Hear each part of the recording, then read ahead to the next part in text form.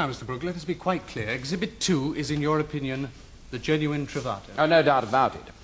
And Exhibit 1 is a copy. Exactly, a forgery. Forgery is a pretty strong word, Mr. Brooke. No, chosen advisedly. What I mean is that if Exhibit 2 here is an original, and it unquestionably is, then Exhibit 1 is a deliberate copy of it. Will you tell the court how it is you can be so certain of that? Oh, every line, every detail of the pose and landscape is the same. And not only the same, but slavishly so, if you can understand what I mean. The whole thing is rather like one of those exercises students do, going into art galleries and making dreadful copies of old masters to try and learn something about technique. And what precisely makes you certain that Exhibit 2 is a genuine Trovato? Oh, well, that's a horse of a different colour. Not only is the brushwork and the definition immensely superior, but there is the internal evidence as well. Now, Trovato was a man of the people, you see. This is what makes him unique in the Venetian school. His master Titian was more remote, more aristocratic in approach. But for Trovato, even in the patrician milieu of 16th century Venice, it was the face of the hard-working peasant, the thew and sinew of rugged toil that attracted. Just look at this Bacchus. Bacchus was the Greco-Roman god of wine, a being of legend, of fantasy. But here, you see, Trovato was not afraid to give him the face and the nose of a tipsy farm labourer. The supple muscles, the capable hands. It's an amusing piece of work in its way, meant to make one laugh. And none too sly dig at the effete Venetians who certainly worship Bacchus in the way they down their wine, but to deliberately thrust away from them his essential connection with the fields, the cultivation of the vine, hard, honest toil. I see. Well, to get back to the copy, Mr. Brooke, Exhibit 1, which you so confidently call a forgery, can you tell us when this might have been made? No, I'm afraid I can't. That's not in my field. But I suspect in quite recent time. Why quite recent time? Well, it's only just turned up, hasn't it? I mean, people have been looking for undiscovered Trovatos for a number of years now. We've probably found all we're going to find. Would it have required an artist of great skill to make this forgery? Not of great skill, no. Somebody clever. Clever? Yes, quick and reasonably assured. With a gift for artistic mimicry.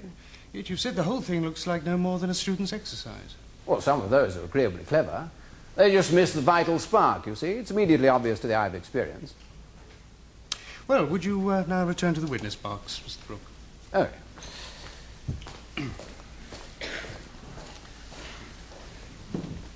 Now, on a different matter, Mr. Brooke, are you acquainted with the work of Alice Starkey?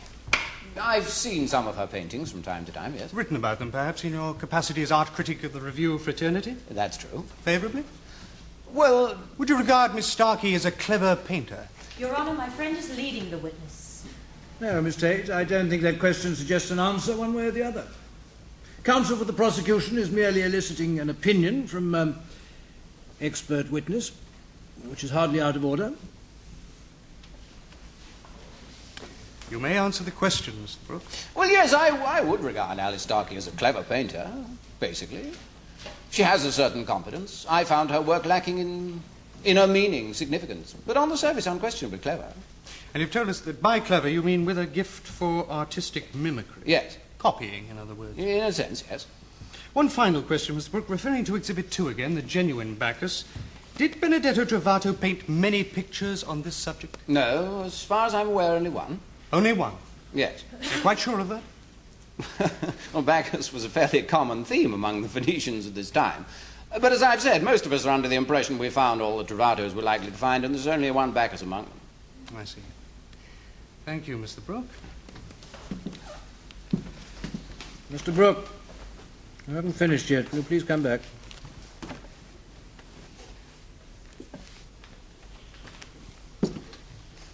Mr. Brooke, you base your opinion that Exhibit 2 is the genuine Trovato upon the superiority of the brushwork, and secondly, upon the internal evidence. Yes. Anything else? No, I think those are the 2 points. And the internal evidence is that Trovato is a man of the people, and this comes out in his work. Exactly. Is there any real proof that Benedetto Trovato was a man of the people, Mr. Brooke? I beg your pardon? Well, from the way you've spoken, one would assume that he was a working farmer or some such who turned to painting. But is there any historical support for your view? Well, not historical in the sense of documented evidence. We know very little about Trovato. Little more than his name, in fact. For certain, however... Now, the review for which you act as art critic, Mr. Brooke, Fraternity. Couldn't this be described as a left-wing publication? Yes, is it relevant? And you yourself have on more than one occasion suggested that your political stance is Marxist. I don't believe my politics come into this. But it's right, isn't it? Yes. Now, since so little is known of Trovato, couldn't your idea that he is a man of the people be just a little bit of Marxist wishful thinking? What absolute nonsense. Critics generally would agree with your interpretation. Oh, I didn't say that. I have made a particular study of Venetian painting of the 16th century and have come to certain conclusions about Benedetto Trovato. The fact that other critics, with less knowledge, may have come to different ones is neither here nor there. Would you regard the critic Gustave de Montauk as having less knowledge on the period in question than yourself? De Montauk? An old fool.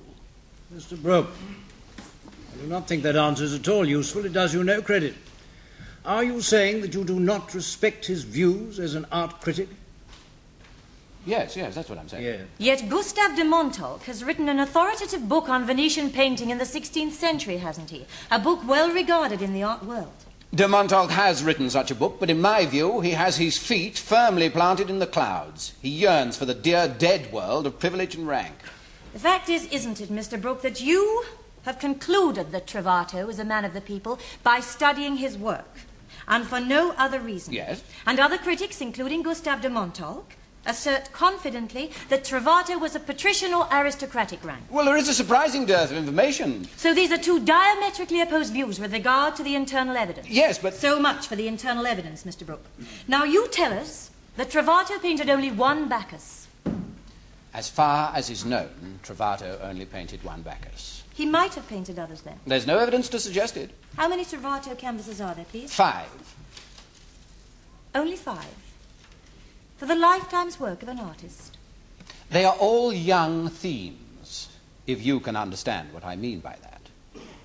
With Trovato, there is no indication of the middle or late period as with other painters. Just these 5 youthful paintings and then nothing.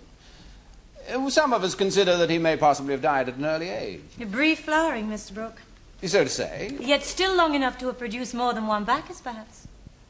If you are suggesting that that daub there is a newly discovered work by Benedetto Trovato, then I reject your assertion out of hand. With all the weight of your personal opinion, Mr. Brooke. Really, I don't see why I should stand for this. It would take a blind idiot not to see that Exhibit 1 is a footling and inexpert forgery. Footling?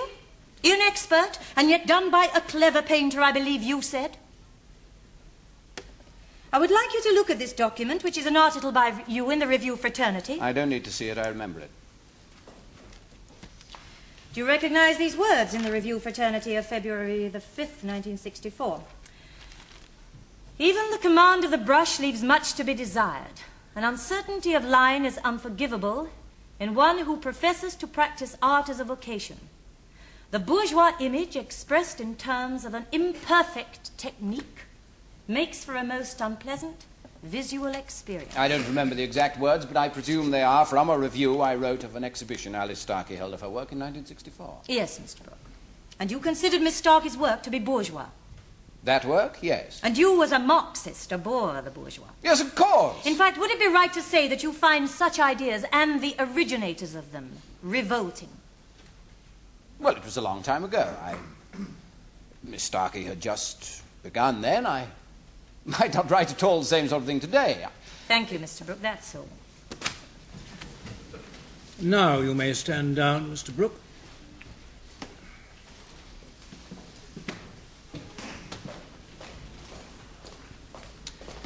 I call Arthur James Goody. Arthur James Goody, please.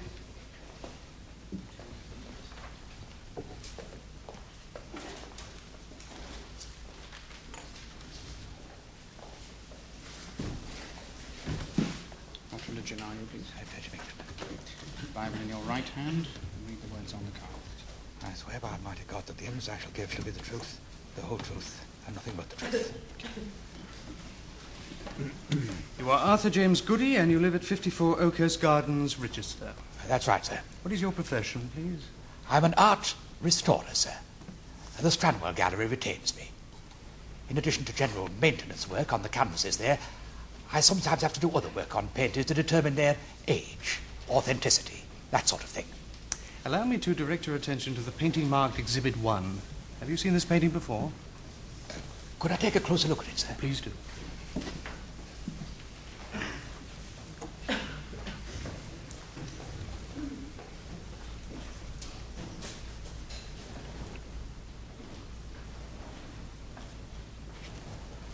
Yes, I have, sir.